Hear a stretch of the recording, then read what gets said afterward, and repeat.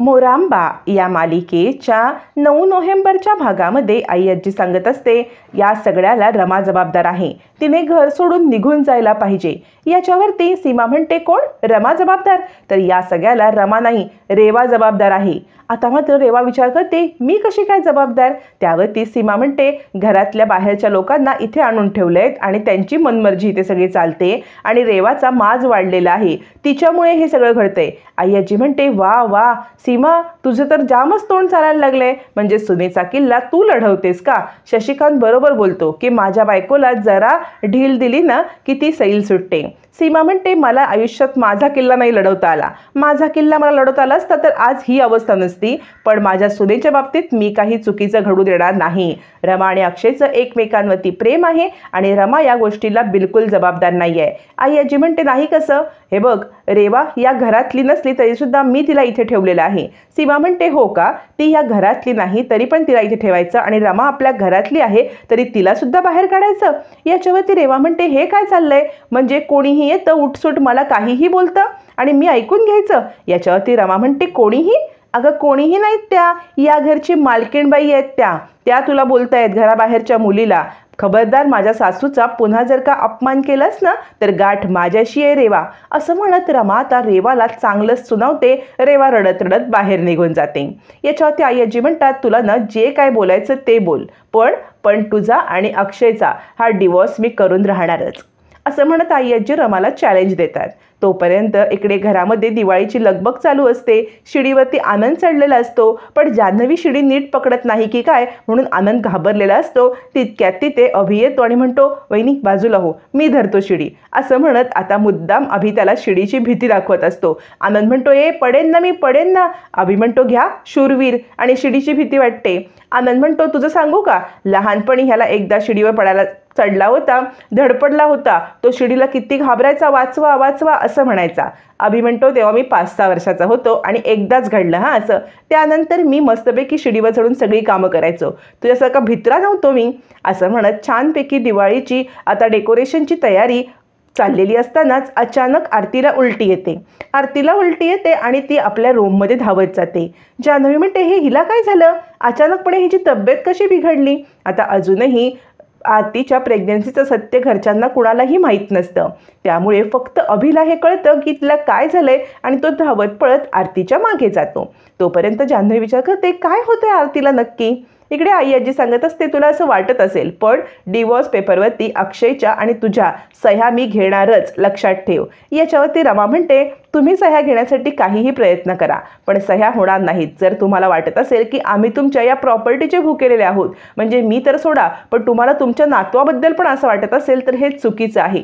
आम्ही दोघंजणं एका झोपडीत सुद्धा राहायला तयार आहोत. तुमच्या या महालात डिवोर्स करण्यापेक्षा आमच्या झोपडीत आम्ही सुखाने संसार करू. असं म्हणत रमा आता अक्षयची बाजू घेऊन आई आजीला सडेतोड सुनावते आणि आई आजीचा पैशाचा माज अचूक उतरवते.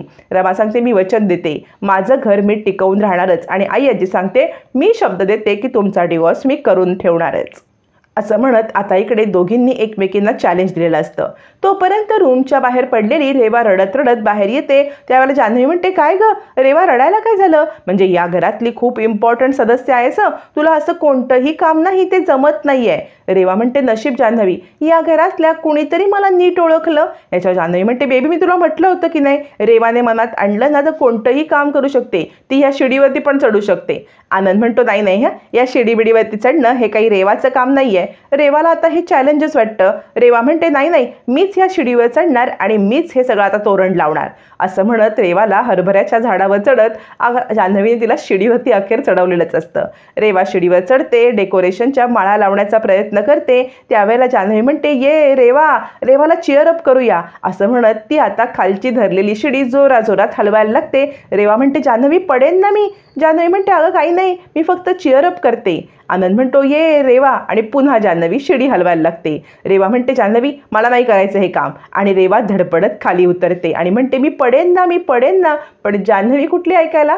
जान्हवी शिडी धरून वाजवतच असते जोराजोरात. त्यावेळेला रेवा खाली उतरते आणि म्हणते, मला नाही जमत हे काम. म्हणजे मला सगळी कामं जमतात, पण तू हे असं करतेस ना, मग मला नाही जमणार. जान्हवी म्हणते, बरोबर आहे, तू घरातली असतेस ना तर कामं केली असतीस, घराच्या बाहेरच्यांना कशी बरं ही कामं जमायची? असं म्हणत जान्हवी रेवाला टोमणा मारते.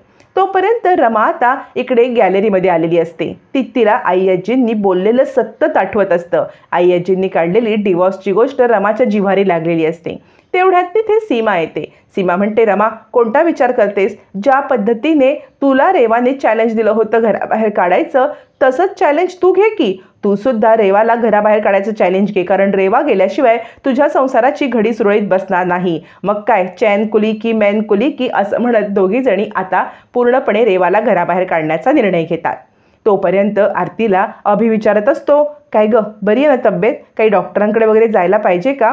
आरती म्हणते, नाही, पण मला असं वाटतंय अभि, आता आपल्याला घरच्यांना सांगायला पाहिजे, कारण आता माझं वजन पण वाढलंय, पोट पण दिसायला लागलंय आणि माझी ही लक्षणं पण वाढलेत की नाही, त्यामुळे प्रेग्नन्सीचं सत्य आपण घरच्यांना सांगूया. पण अभिला खूप भीती वाटत असते, कारण मागच्या वेळेचे अनुभव त्याचे चांगले नसतात.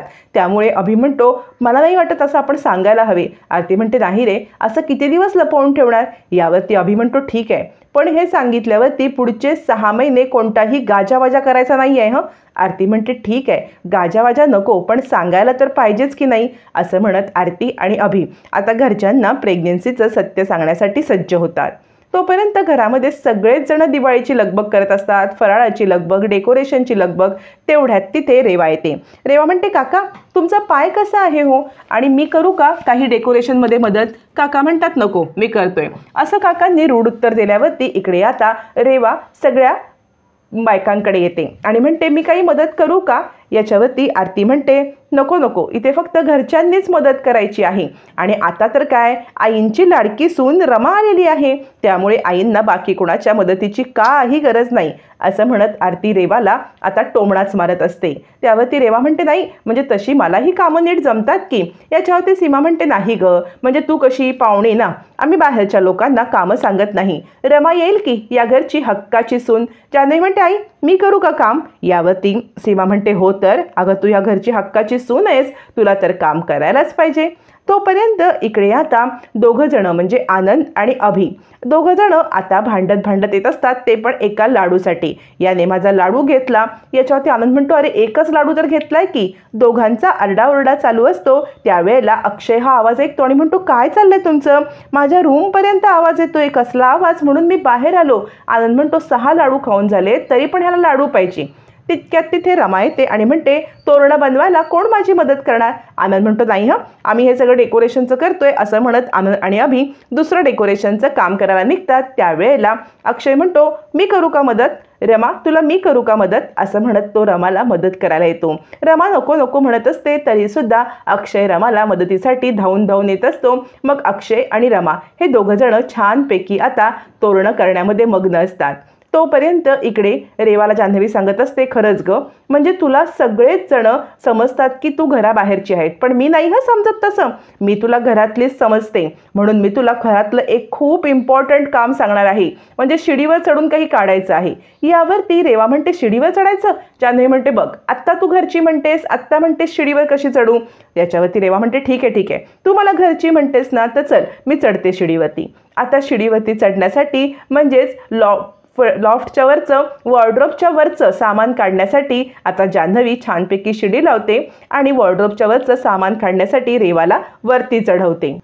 रेवा वरती चढते आणि म्हणते, शी ग जान्हवी, खूप धूळ आहे. रेवा म्हणते, अगं काय हवे तुला जान्हवी? जान्हवी म्हणते, अगं तिथला अल्बम हवे. आणि ती आता रेवाला वरती चढवते. बोलता बोलता रेवा हे काढू की ते काढू असं दाखवता जान्हवी तिकडची शिडी घेते आणि तिकडून पसार होते. तोपर्यंत रेवा, जान्हवी काय हवे? हे हवे की ते हवे? असं विचारत बसलेली असते. 2 मिनिटातच तिच्या लक्षात येतं की जान्हवी आपल्याला अशीच ठेवून निघून गेलेली आहे. रेवा म्हणते, जान्हवी कुठे गेलीस तू? असं म्हणत रेवा आता जान्हवी असं ओरडत असते, पण जान्हवी तोपर्यंत निघून गेलेली असते. रेवाला वॉर्डरोबच्या वरती अडकवून शिडी काढून जान्हवी गेल्यामुळे रेवाची अवस्था खूप कठीण होते आणि रेवा अक्षरशः रडकुंडीला येते. तोपर्यंत इकडे अक्षय रमाला म्हणत असतो, दिवाळीच्या पाडव्याला तुला काय गिफ्ट हवे रमा, सांग की. रमा म्हणते, आत्ता नाही सांगणार मी. याच्यावरती अक्षय म्हणतो, हे बघ, म्हणजे मला न बरं होऊन गुडघ्यावर बसून तुझी माफी तर मागायची आहे, पण तोपर्यंत तुला पाडव्याला काय गिफ्ट घेऊ? रमा म्हणते, म्हणते ज्या वेळेला पाडवा येईल ना त्यावेळेला मी सांगेन.